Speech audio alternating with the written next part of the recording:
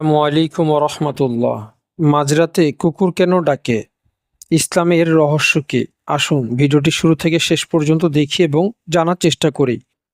গভীর রাত, চারপাশে একদম নীরব।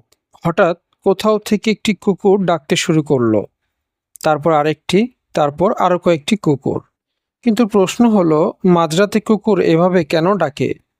তারা কি এমন কিছু দেখতে পায় যা আমরা দেখতে পাই না? এই বিষয়টি নিয়ে ইসলামে রয়েছে একটি গুরুত্বপূর্ণ হাদিস। চলুন আজ জানি বিষয়টির আসল রহস্য।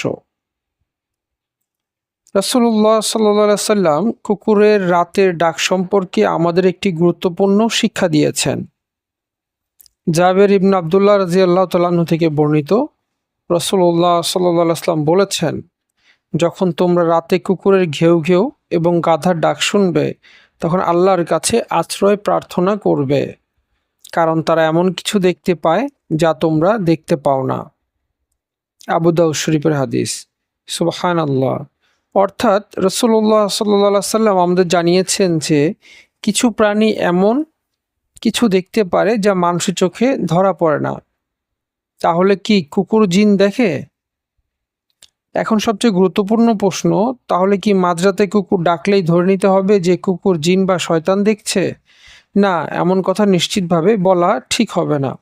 হাদিসে বলা হয়েছে তারা এমন কিছু দেখতে পায় যা আমরা দেখতে পাই না।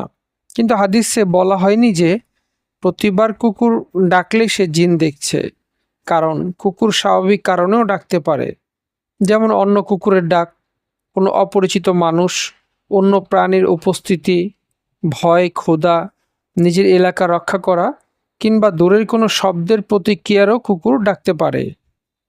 রাতেই কেন বেশি মনে হয়? তাহলে রাতে কুকুরের ডাক এত বেশি রহস্যময় মনে হয় কেন? এর একটি স্বাভাবিক কারণ হলো, রাতে চারপাশ অনেক শান্ত থাকে, মানুষের চলাফেরা কমে যায়, গাড়ির শব্দ কমে যায়, তখন কুকুরের ডাক অনেক দূর পর্যন্ত শোনা যায়। এছাড়া কুকুরের শ্রবণ শক্তি মানুষের তুলনায় অনেক বেশি সংবেদনশীল। তারা এমন অনেক শব্দ শুনতে পারে যা আমাদের কানে ধরা পড়ে না। তাই কোনো কুকুর হঠাৎ অন্ধকারের দিকে তাকিয়ে ডাকলে আমাদের কাছে ঘটনাটি রহস্যময় মনে হতে পারে। তবে একজন মুসলিম হিসেবে আমাদের সবচেয়ে গুরুত্বপূর্ণ শিক্ষা হলো অযথা ভয় পাওয়া নয়, বরং আল্লাহর উপর ভরসা করা। এই ধরনের আরও ভিডিওগুলো দেখার জন্য আমাদের চ্যানেলটিকে সাবস্ক্রাইব করুন এবং পাশে থাকা বেল আইকনটি ক্লিক করুন।